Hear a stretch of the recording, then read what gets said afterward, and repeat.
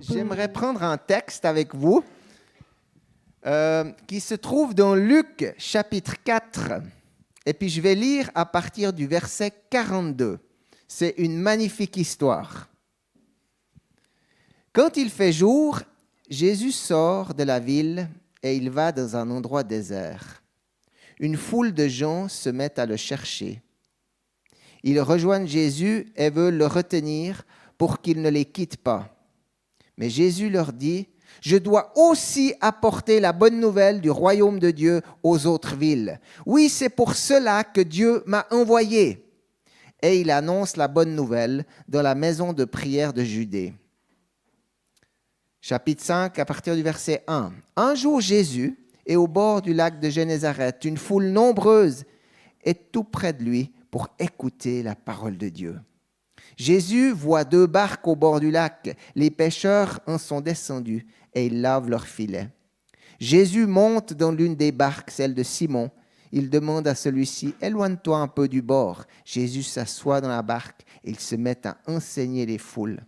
Quand il a fini de parler, il dit à Simon, « Avance là-bas en eau profonde et jetez vos filets pour attraper du poisson. » Simon répond, « Maître, nous avons travaillé toute la nuit sans rien prendre. Mais tu nous dis de jeter les filets, je vais le faire. » Ils jettent les filets, ils prennent un très grand nombre de poissons. Les filets commencent à se déchirer. Pour demander de l'aide, ils font signe à ceux qui les accompagnent dans l'autre barque. Ceux-ci arrivent, ils remplissent les 2 barques de poissons et les barques pleines s'enfoncent dans l'eau. En voyant cela, Simon-Pierre tombe à genoux devant Jésus et il dit, « Seigneur, éloigne-toi de moi. Oui, je suis un homme pécheur. » En effet, Simon et tous ceux qui sont avec lui sont effrayés parce qu'ils ont pris beaucoup de poissons.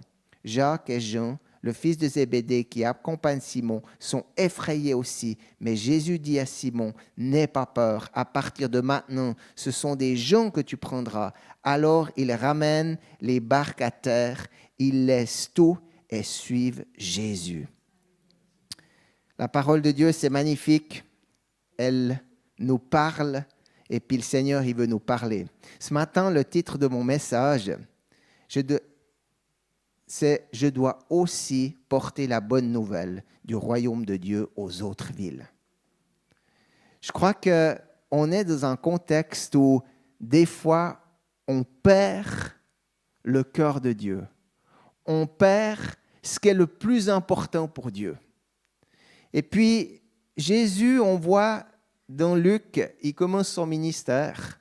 Donc, juste le chapitre avant, il va dans la synagogue et puis il annonce l'évangile et puis il lit, il ouvre les textes et puis il dit « L'Esprit du Seigneur est sur moi, il m'a oint pour apporter la bonne nouvelle aux pauvres, pour libérer les captifs. » Enfin, c'est un magnifique message. Et puis, à la fin du texte, il voulait déjà le jeter en bas la colline. Donc, premier message de Jésus, il a déjà failli mourir. Ah, ça commence mal. Hein?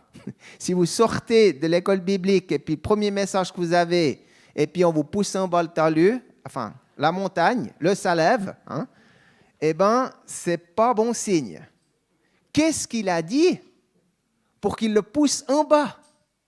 Pourtant, il a dit des choses belles. Il a bien commencé. Mais on voit qu'à un moment donné, il dit, quand il y avait beaucoup de veuves en Israël, Élisée, il était chez la veuve de Sarepta, c'est-à-dire un autre pays. Quand il y avait beaucoup de lépreux en Israël, Élisée était chez les lépreux dans un autre pays, en Libye. Et là, ils ont pété les plombs. Parce qu'eux, ils se disaient, nous, on veut garder Jésus pour nous. Reste dans la synagogue, reste pour le peuple juif. C'est nous, le peuple choisi. Puis directement, premier message, Jésus, en fait, il ouvre une perspective pour qu'on ne soit pas centré sur nous, mais qu'on soit centré sur les nations. Donc, le message de Christ, ce premier message, il a déjà des problèmes. Puis ensuite, on voit, il va d'un endroit à l'autre. Et puis tout le monde voulait le garder chez lui. Tout le monde voulait qu'il prenne soin de lui. Puis je trouve qu'on a beaucoup de peine à aller vers les autres, à aller vers les nations, à sortir de nos contextes. Il y a une histoire qui me plaît beaucoup. Des fois, je me dis, elle parle un petit peu à l'Europe. C'est l'histoire de Jonas. C'est quand même une drôle d'histoire. Dieu, il dit à Jonas, on l'a entendu souvent, un peu partout, il dit, va à Ninive, va leur parler qu'ils doivent revenir au Seigneur. Donc, on connaît, Jonas, il s'est dit, bon, moi, j'ai pas trop envie d'aller, quoi. Il était à l'opposé. Et puis, quand on va à l'opposé, ça se passe généralement pas très bien. En tout cas, avec Jonas, c'était pas top. On peut dire qu'il était à l'opposé. Il est descendu à Tarsis. Après, il est descendu au fond du bateau. Puis finalement, au fond de la mer, au fond du poisson. Puis, à un moment donné, quand on n'obéit pas au Seigneur, ça descend. Hein. Ça monte jamais. Hein. On est toujours plus embêté. Jusqu'au moment où il était tellement mal pris qu'il s'est dit, bon, tant pis, quoi. J'abdique. Donc le poisson, hop, il le ressort. Puis finalement, il obéit. Mais à contre-cœur. Puis il va dans cette ville, il annonce. Et puis qu'est-ce qui se passe? Eh bien, les gens, ils se tournent vers le Seigneur.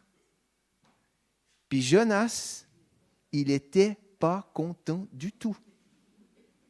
Donc, ça fait depuis le début d'histoire, il n'est pas content.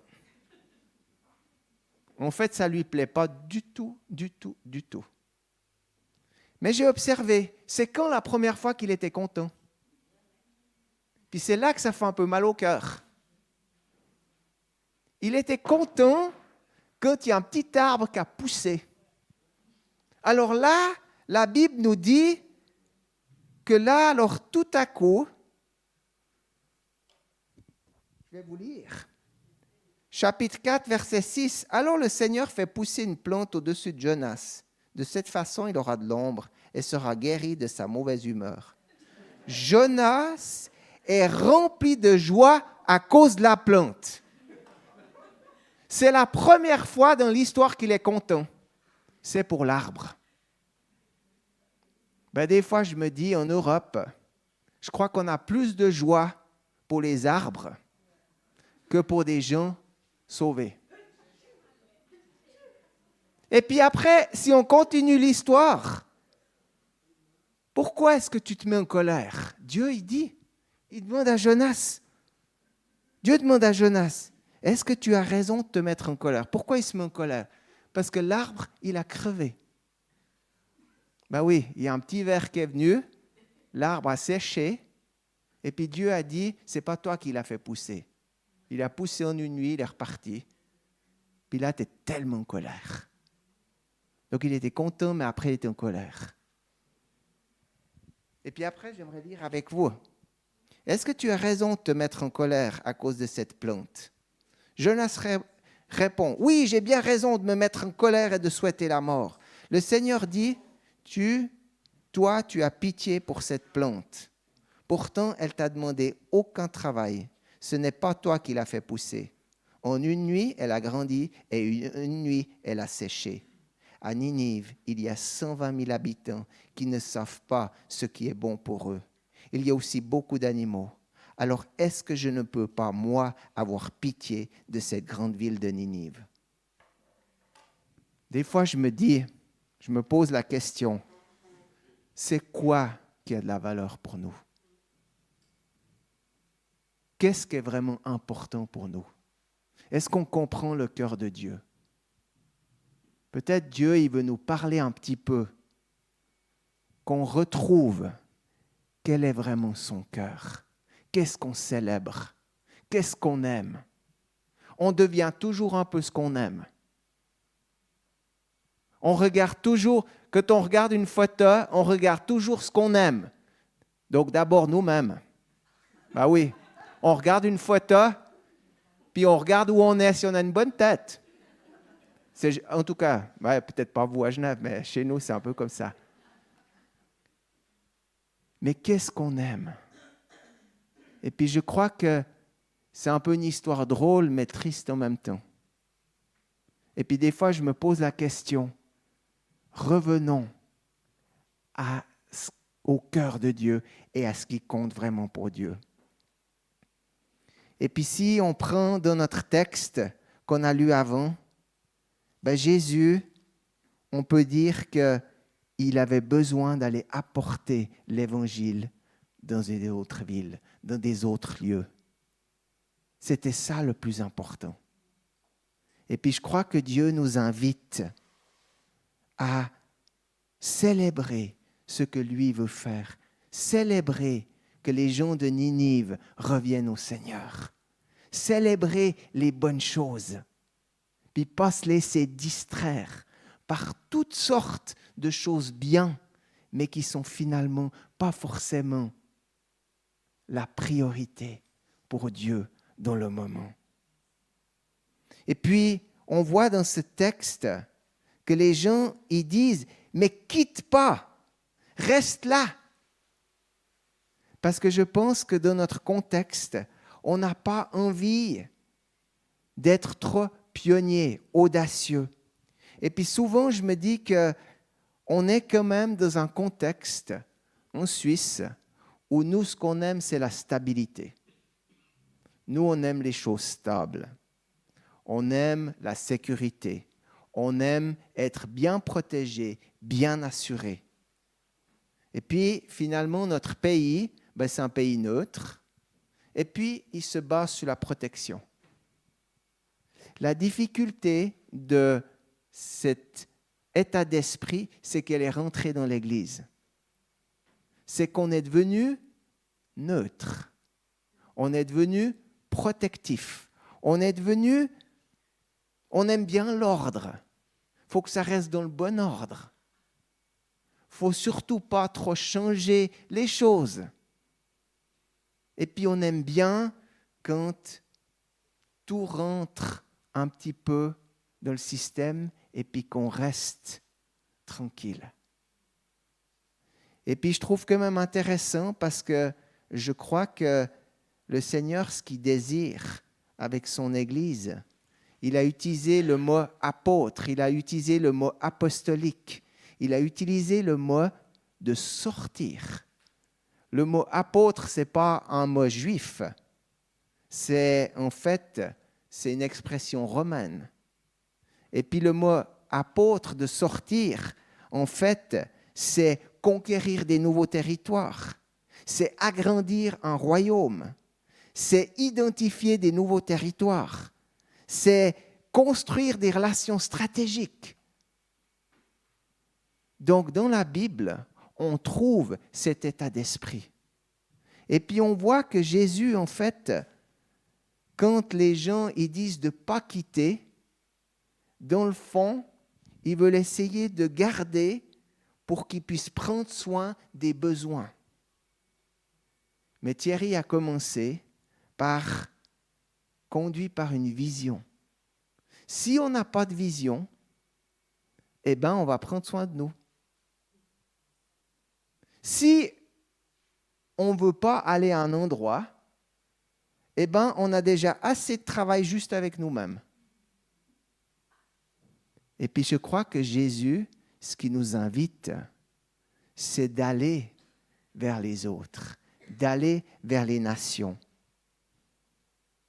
On est beaucoup dans ce côté de rassembler, de nous rassembler. Mais je crois que Jésus, il désire qu'on aille à la rencontre. Je pense que plus que jamais, on est beaucoup centré sur notre petite église locale, mais le Seigneur, il veut lever nos yeux pour qu'on puisse être centré sur l'avancement du royaume de Dieu. Puis quand Jésus il dit « Je dois aussi porter la bonne nouvelle du royaume de Dieu aux autres villes », oui, c'est pour cela que Dieu m'a envoyé. Nous, on a la conviction que Dieu nous laisse sur terre pour aller vers les nations, pour aller vers les autres villes, pour aller vers notre prochain.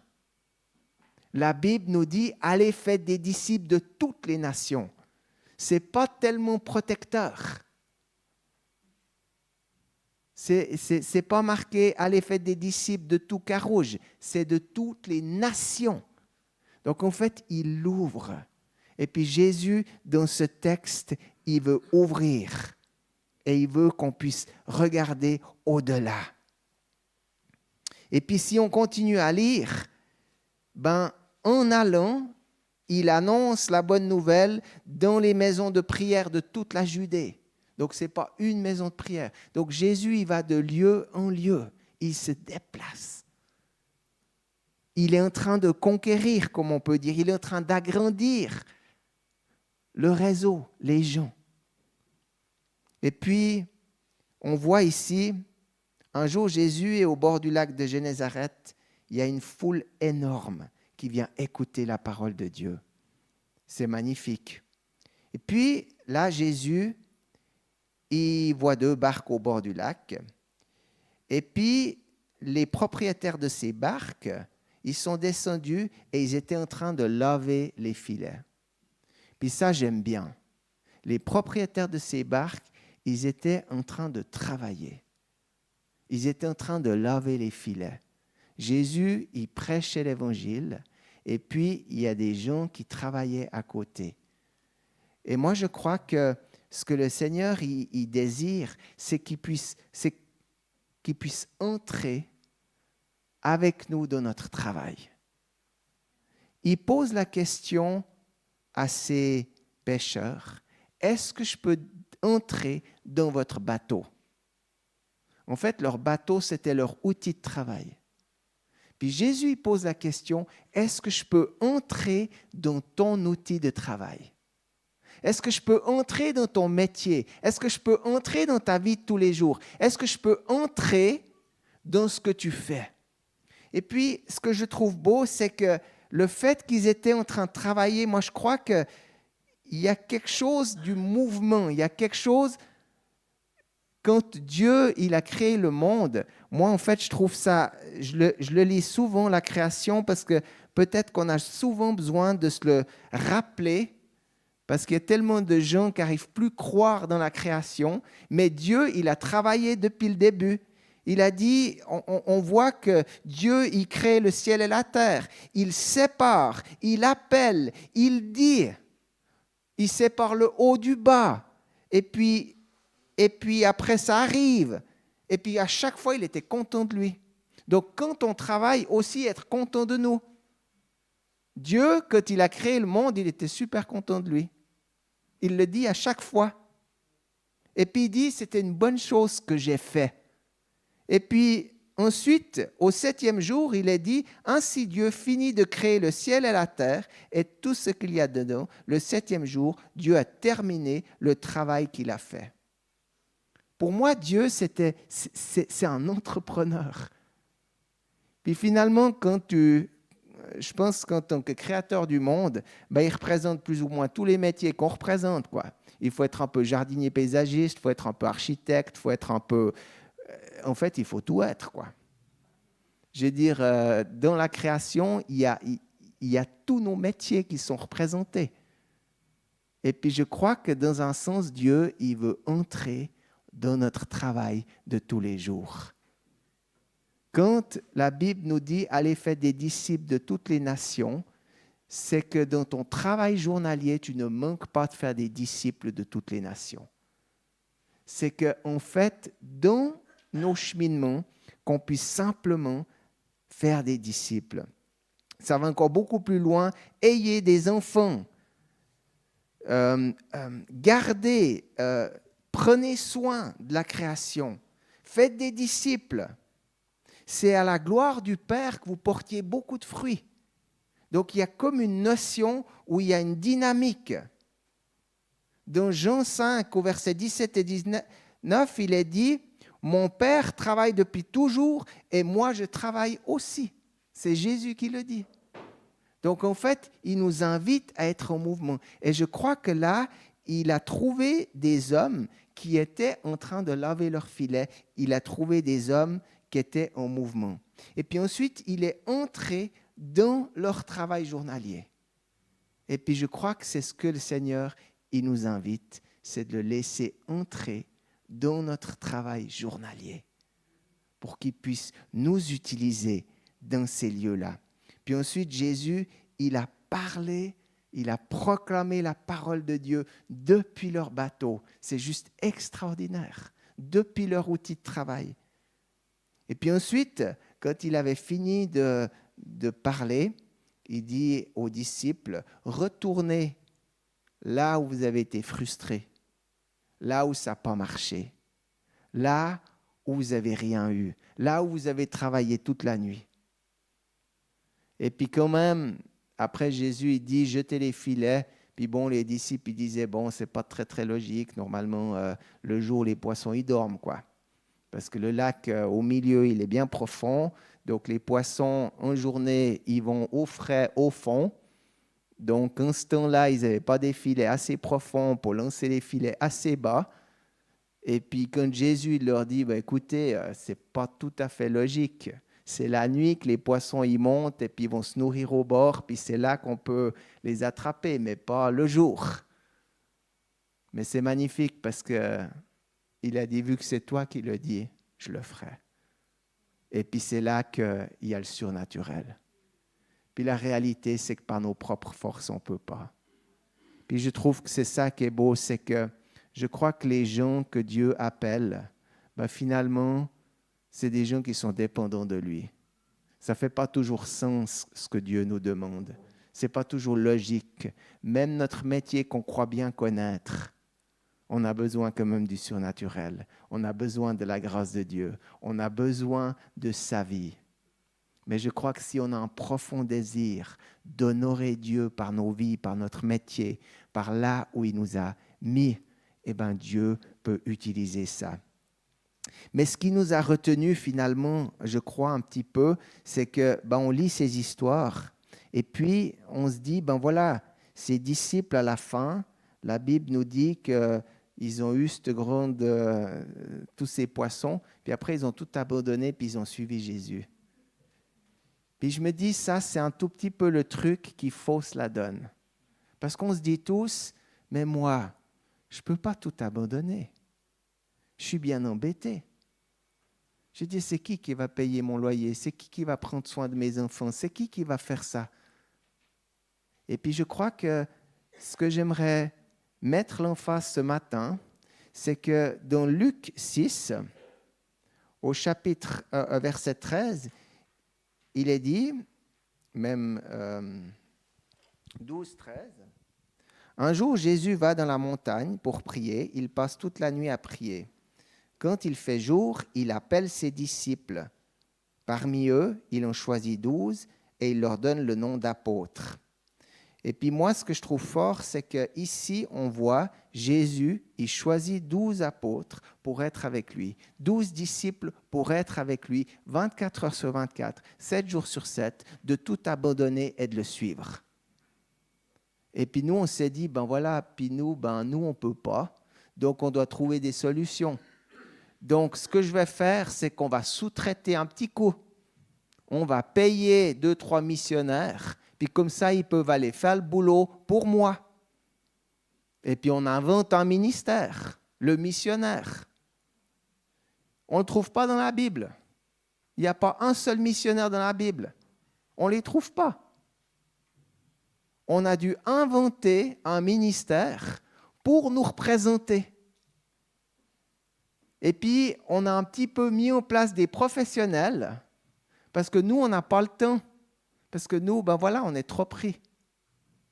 Et puis, moi, je crois que ce qui me touche, c'est que si on va un tout petit peu plus loin dans le texte, on va dans Luc 6, verset 17, puis c'est là que c'est génial. Jésus descend de la montagne avec les apôtres, il s'arrête dans un endroit plat, et là, il y a un grand nombre de disciples. Ah! Donc, il y a les 12 que Jésus a choisis, qui ont tout lâché, qui ont tout abandonné, puis qui ont suivi Jésus. Et puis là, juste après, Jésus descend de la montagne, puis il voit beaucoup de disciples. Puis ce que j'aimerais dire ce matin, c'est qu'il y a les 12 qui étaient avec lui, mais il y a aussi les autres disciples. Et puis si on regarde de plus près, ces autres disciples, ils ont joué des rôles hyper clés. Et puis, on les trouve partout. Par exemple, il y a une maison où il y avait un certain Lazare, une Marthe, une Marie. Et si vous lisez les évangiles, à tout moment, Jésus et ses disciples, ils se retrouvaient dans cette maison. Et à tout moment, ils allaient là-bas. Puis je pense qu'il y avait du job, parce que les 12, ils devaient sentir bien mauvais. Et puis je pense que quand ils arrivaient, ils devaient avoir sacrément faim. Donc il fallait, je pense, cuisiner grave, fallait nettoyer grave. Mais à tout moment, on voit Jésus qui repasse dans cette maison. Et pour moi, c'était des disciples clés. Celui qui écrit le texte, Luc, c'était un médecin. Il a écrit ce qu'on lit là très précisément au niveau médical. Quand il dit la personne avait beaucoup de fièvre, c'est qu'elle en avait beaucoup. Suivant qui écrit, ben voilà, si c'était moi qui écrivais au niveau médical, ben comptez pas sur moi. Ma femme, elle me dit, il faut surtout pas l'écouter, parce qu'il comprend rien. Mais Luc, lui, c'était un médecin. Et puis, il était précis. Puis, médicalement, ça tenait la route. Puis ensuite, on a par exemple un Joseph d'Arimathée. C'est marqué un riche disciple de Christ. Ah ben, c'est génial. On peut même être riche et disciple. Quand Jésus était encore à la croix, le gars, il était chez Ponce Pilate, il lui a dit « Écoute, est-ce que je peux descendre le corps puis le mettre au tombeau ?» Ben, si politiquement vous n'êtes pas calé, si vous n'êtes pas bien placé, ben vous oubliez quoi. Je veux dire, ce n'est pas à ce moment-là qu'il faut essayer de faire quelques relations en un jour pour demander une chose pareille. Mais la Bible nous dit Joseph d'Arimathée, un riche disciple de Christ. C'est dans Matthieu 27, au verset 57 à 60. Puis ensuite, on voit dans Luc 8, 1 à 3, on peut lire. C'est d'autres personnes. Il est dit, ensuite Jésus va de village en village, il annonce partout la bonne nouvelle du royaume de Dieu. Les 12 apôtres sont avec lui. Et il y a aussi quelques femmes qui avaient des esprits mauvais, qui étaient malades, et Jésus les guérit. Les voici, Marie, appelée Marie de Magdala, 7 esprits mauvais sont sortis d'elle. Jeanne, la femme de Chouza, un des fonctionnaires d'Hérode, Antipas, Suzanne et plusieurs autres, avec leurs argents, elles aident Jésus et les disciples. Et je crois que dans un sens, il y avait plein de monde autour de Jésus qui travaillait, qui aidait, qui soutenait, qui partageait cette passion d'apporter l'Évangile. Et je crois que le Seigneur, il veut lever une armée de disciples qui connectent leur vie avec ce que lui il est en train de faire, avec son cœur. Et puis, il y a beaucoup de métiers, à mon avis, qu'en Occident, on sous-estime aussi. Peut-être un des plus beaux métiers que je puisse trouver dans la Bible, c'est celui de maman, c'est celui de Marie. Des fois, je me dis, si les gens en Occident y réalisaient la puissance qu'il y a dans le métier de maman, l'autorité qu'il y a dans le métier de maman, la gloire qu'il y a dans le métier de maman quand elle investit sa vie dans des enfants. Imaginez-vous, Jésus avait une maman qui a pris soin de lui. Est-ce qu'il est devenu? Puis aujourd'hui, je pense qu'on a le risque d'essayer de sous-traiter ce rôle-là.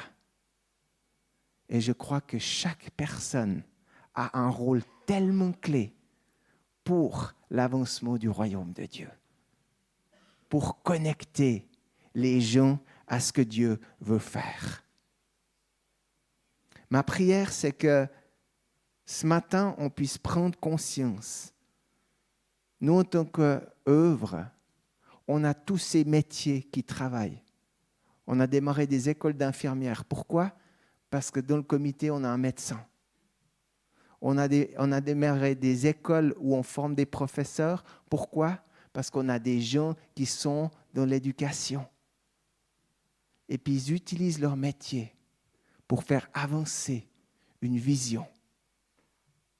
Puis ma prière, c'est qu'on puisse comme repartir de là avec quelque chose à l'intérieur de nous, qu'on puisse prendre conscience que Dieu veut connecter nos métiers, nos dons, nos talents à l'ordre missionnaire.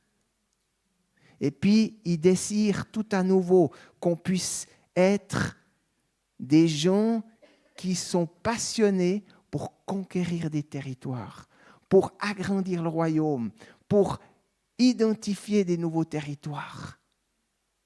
Et puis qu'on fasse attention que pas tout à coup, tout soit centré sur nous. La Bible nous parle de 5 ministères, donc une équipe de ministères. Un apôtre, un évangéliste nous parle d'une équipe qui va vers l'extérieur. Et puis nous, on veut que des pasteurs. C'est dommage. Parce qu'en ayant que le pasteur, tout à coup, on devient un petit peu ces gens qui retiennent Jésus d'aller vers le prochain. Puis je crois que le Seigneur, ce qu'il désire, c'est que ce matin, on puisse réaliser qu'on est appelé à porter la bonne nouvelle du royaume dans d'autres villes, dans d'autres nations. Oui, c'est pour cela que Dieu m'a envoyé. Et je crois que c'est pour cela que Dieu nous laisse encore ici sur terre. J'aimerais prier. Seigneur, j'aimerais te dire merci. Parce que on rit un petit peu de Jonas. Puis on ne comprend pas très bien pourquoi il n'a pas obéi. Pourquoi il n'a pas tout de suite fait ce que tu lui as demandé. Et puis même quand tu lui l'as demandé, finalement, il le faisait un peu à contre-cœur. Moi, je te demande que tu transformes nos vies, que tu transformes nos cœurs. Qu'on ne se laisse pas prendre par toutes sortes de choses qui sont peut-être importantes. Mais il y a quelque chose qui est au-delà. Toi, tu as pitié des gens qui ne te connaissent pas. Toi, tu désires qu'on puisse tout à nouveau centrer nos regards, pas sur nous, mais sur les nations, sur les villes. Et Seigneur, si ce matin on est là, c'est que tu nous gardes en vie pour que nous puissions te servir. Et ce matin, à l'image de ces pécheurs, Seigneur Jésus, que dans notre travail journalier, nous puissions t'inviter dans nos barques, que nous puissions t'inviter dans nos métiers, que nous puissions t'inviter dans nos outils de travail, que nous puissions t'inviter dans ce qui fait tous les jours. Et que depuis ce lieu, Jésus, toi, tu puisses proclamer ta parole, que tu puisses transmettre avec grâce, que tu puisses surnaturellement nous utiliser chacun. Et Seigneur, si ce matin, on s'est toujours dit, voilà, moi, je n'ai pas pu tout lâcher pour suivre Christ, qu'on puisse comprendre que chacun a des appels différents, que toi, tu as choisi 12 disciples pour être avec toi, mais tu avais aussi tous ces autres disciples. Il y a des gens ici, c'est des mamans. Il y a des gens ici, c'est des médecins. Il y a des gens ici, c'est des administrateurs. Il y a des gens ici, c'est des agriculteurs. Il y a des gens ici, c'est des architectes. Et Seigneur Jésus, qu'on puisse connecter nos vies avec ce que toi tu veux faire. Que ce matin, on n'ait plus un décalage entre des gens qui sont peut-être à plein temps dans le ministère, où nous on se dit, ça c'est l'autre qui fait. mais qu'on puisse prendre conscience que quand la réforme est venue à Genève, ça va beaucoup plus loin. Quand le catéchisme de Genève a été donné à toute la population, c'est là que la société a commencé à se transformer. Quand tout le monde a pu commencer à lire la parole de Dieu, à lire la Bible, à comprendre cette parole, c'est à partir de ce moment-là qu'il y a eu comme une transformation de la société, où il y a une réforme, où il y a une prospérité, où il y a eu une force. Et Seigneur Jésus, moi je te demande que tout à nouveau, tu nous accordes une réforme à l'intérieur de nos vies. Ce n'est pas Thierry, notre prêtre. Ce n'est pas les leaders de cette église qui sont le lien entre toi et nous.